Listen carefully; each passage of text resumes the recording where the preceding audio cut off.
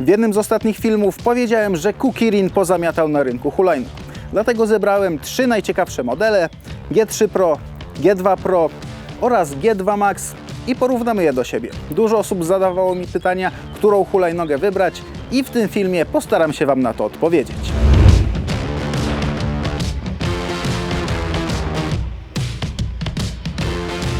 O 2 mocniejszych modelach z dzisiejszego zestawienia zrobiłem już oddzielne odcinki. Jeśli ich nie oglądałeś, to przed włączeniem porównania zobacz te poprzednie. Tutaj nie będziemy się tak skupiać na szczegółach odnośnie tych dwóch. Ale dzisiaj przedstawimy bliżej najmniejszego zawodnika, Kukirin G2 Pro. Zdecydowanie najtańsza opcja, ale nie skreślajcie jej od razu. Może właśnie dla Ciebie ten model będzie w zupełności wystarczający i nie ma sensu dopłacać do droższej wersji. Z kuponami, które znajdziecie w opisie, możecie ją kupić za około 2600 zł. I od razu powiem, że jeśli zastanawiacie się między tą a Xiaomi w podobnej cenie, to dajcie sobie spokój, Kukirin będzie dużo lepszym wyborem. Szybko o najważniejszych aspektach G2 Pro. Silnik 48V o stałej mocy 600 W, a w szczycie osiąga nawet do 1000. Bateria 15 Ah. Producent zapewnia, że w idealnych warunkach przejedzie do 55 km na jednym ładowaniu i rozpędzi się do 45 km. A w realnym świecie przy kierującym 90 plus kg wygląda to tak, że rzeczywiście rozpędziłem się do 45 km na godzinę jadąc na prostej, a realny zasięg w trybie mieszanym to około 30 km. Pewnie można by było wyciągnąć więcej przy spokojniejszej jeździe, ale ja zawsze podaję przy moim stylu jazdy.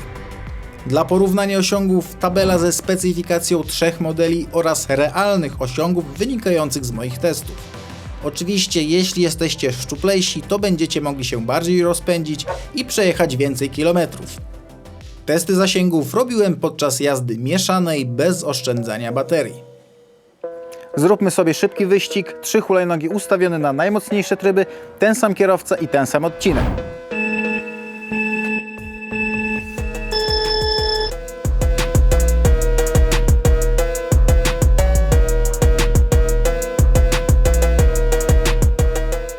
Oczywiście wynik nie powinien nikogo zaskoczyć, ale chciałem Wam pokazać, jak wyglądają różnice między tymi silnikami. 3, 4, start!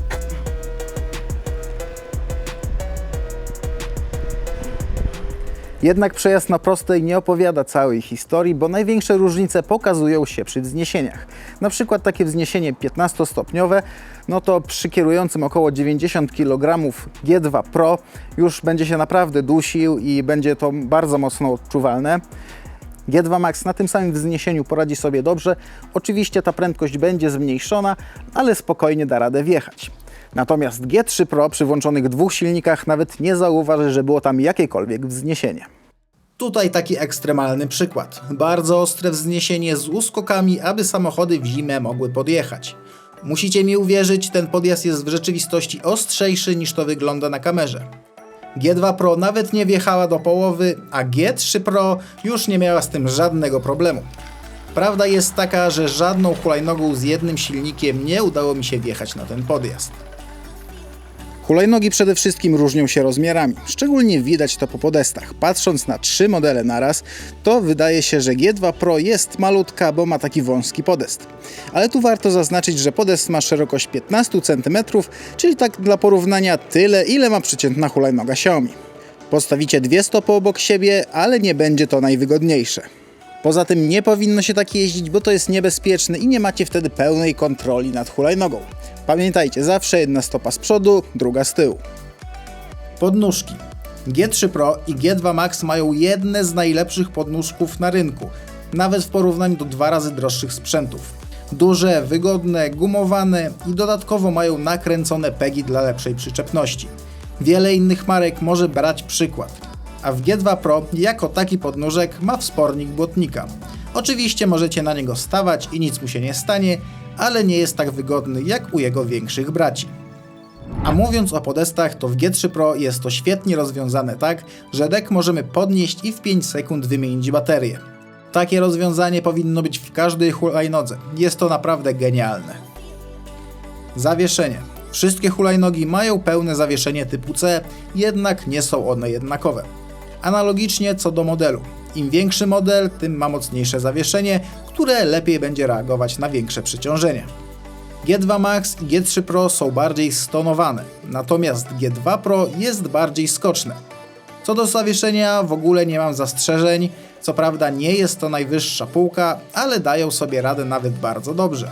G3 Pro i G2 Max będą trochę lepiej wybierały nierówności ze względu na to, że mają większe opony 10-calowe, a najmniejszy model ma 8,5 calówki. Podczas standardowej jazdy na ścieżce rowerowej nie robi to różnicy, ale na nierównościach dla wygody i bezpieczeństwa będą opony 10-calowe.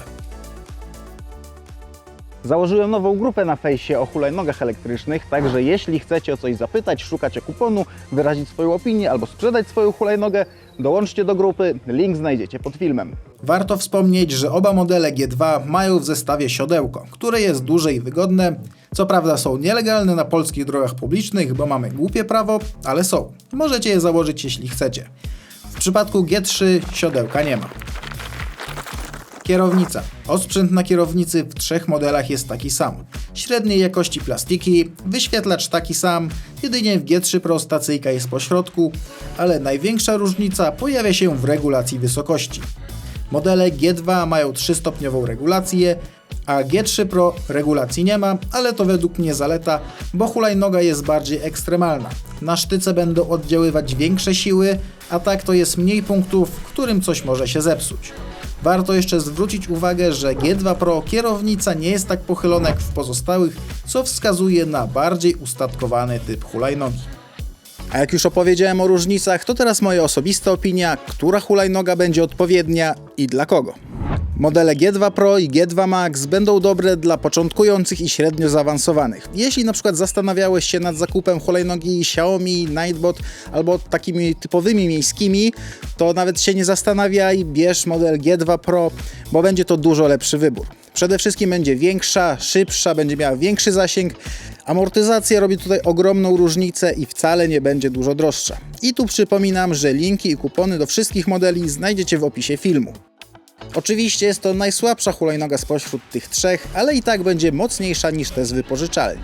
Też zależy kto i gdzie będzie jeździł tą hulajnogą, bo na płaskim będzie sobie bardzo dobrze jeździła, ale na przykład odradzałbym ją rosłemu facetowi takiemu 80 plus kg. Demonem prędkości ona oczywiście nie będzie, na płaskim będzie radziła sobie bardzo dobrze, ale odczujecie tą różnicę na wzniesieniach. Więc jeśli jesteście cięższym jeźdźcem, to raczej ten model bym odradzał. A jeśli jesteś w stanie dołożyć te 600-700 zł, to zdecydowanie polecałbym to zrobić i dokupić model G2 Max, gdyż ona jest lepsza w prawie każdym najważniejszym aspekcie. Na przykład ma koła 10-calowe zamiast 8,5, ma o 25% większą baterię, co przekłada się na większy zasięg, prawie dwukrotnie mocniejszy silnik, większy podest oraz wygodniejszy podnóżek. Ogólnie Kukirina G2 Max uważam za hulajnogę, którą można najłatwiej polecić największej grupie osób. Oczywiście trzeba pamiętać, że nie jest to jakość ultra premium, są od niej lepsze hulajnogi, ale nie widziałem innego modelu, który miałby lepszy stosunek ceny do jakości niż właśnie ta.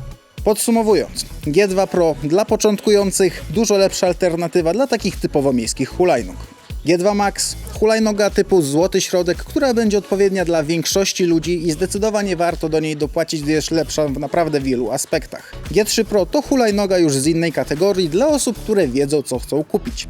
Jest duża, ma 2 mocne silniki, dzięki którym możemy ekstremalniej pojeździć zarówno w mieście, jak i w terenie. Mam nadzieję, że ten film pomógł Wam z wyborem w hulajnogi, także napiszcie w komentarzach, który model Wy wybieracie. Standardowo w opisie znajdziecie linki do wszystkich tych hulajnóg oraz kupony rabatowe. Ja pozdrawiam Was bardzo serdecznie, cześć!